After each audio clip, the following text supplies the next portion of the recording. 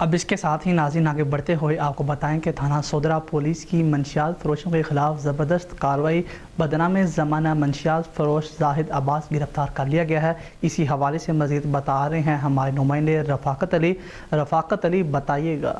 ہاں جی بالکل، تھانہ سودرا پولیس کی منشیات فروشوں کے خلاف زبردست کارروائیاں جاری ہیں۔ بدنام زمانہ منشیات فروش زاہد عباس گرفتار، ملزم کے قبضے سے 2160 گرام چرس برآمد۔ سٹی پولیس آفیسر عمر سلامت کی ہدایات کے مطابق منشیات فروشوں کے خلاف بلا تفریق کارروائیاں جاری۔ ایس ایچ او تھانہ سودرا عرفان منور بھنڈر اور ان کی ٹیم نے منشیات فروشوں کے خلاف کریک ڈاؤن کرتے ہوئے بدنام زمانہ منشیات فروش زاہد عباس کو گرفتار کر کے ملزم سے 2160 گرام چرس برآمد کر کے حوالہ جوڈیشل بھجوا دیا۔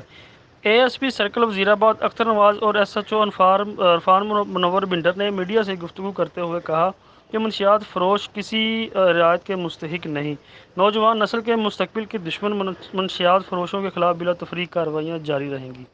جی